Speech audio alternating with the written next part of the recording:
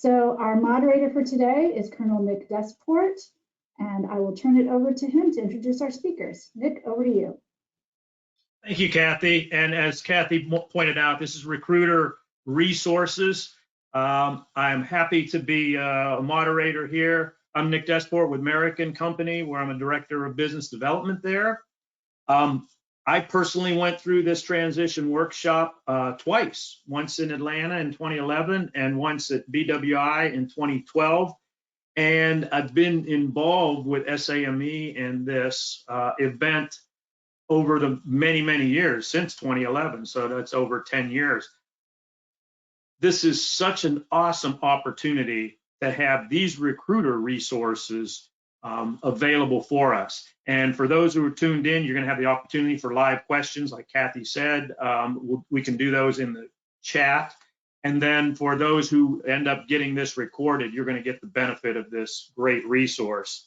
So what I want to do, as Kathy mentioned, introduce our three speakers. I'm going to do them one at a time as they go on, but you can see their names up on the slides. So our first one is going to be Boris Kuhn, and I'll tell you a little bit about Boris and then turn it over to him and let him go ahead with the slides.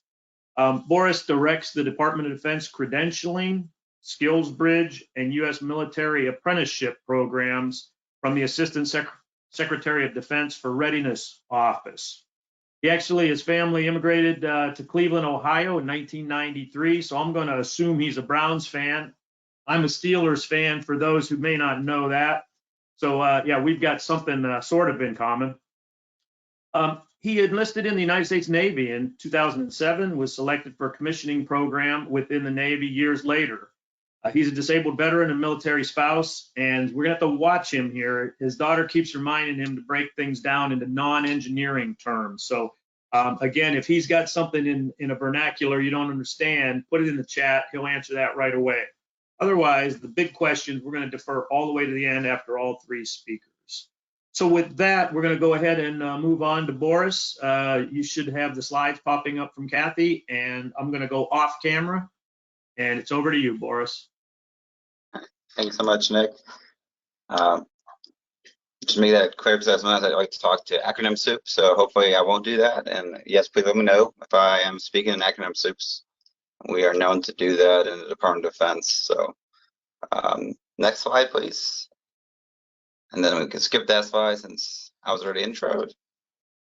So a lot of times we get the question asked of why do we do SkillsBridge? So I'm going to try to answer it up front. This is a busy slide, but it kind of gives us the history of how we got to where we are today. And it will hopefully also support a lot of the amazing individuals who are also presenting after myself and how they got to where we are today. So, Adam, Rocke, and many of the individuals here. And for those individuals here who are in the HR or talent acquisition space, we would love to have you help us and continue the mission and help service members get into not only your industry, but into your organizations to help you support your mission and pathways. So in a nutshell, our force structure in the Department of Defense has stayed pretty much relatively the same. We never really had a true ability to provide employment training within the Department of Defense outside of our partner agency, Department of Labor and VA. The SkillsBridge Authority came about through pilot programs in the late 2000s, and we officially got SkillsBridge Authority in early 2012-ish, around the VOW Act and such. And as you can tell, programs like credentialing, to include the ability to provide credential opportunities for our service members to get a PE and other like PMP and other credentials, and provide employment opportunities to give that extensive training that might have been gapped through. We do DoD missions. We don't do operations and such from other formats. Has allowed us to reduce our cost for unemployment compensation for our service members who don't get the opportunity to retire, of course. And that's the majority of service members. 83% of service members don't retire. The reality is that 100% of our service members do exit the military. So readiness as a continuum for the DoD is a concern.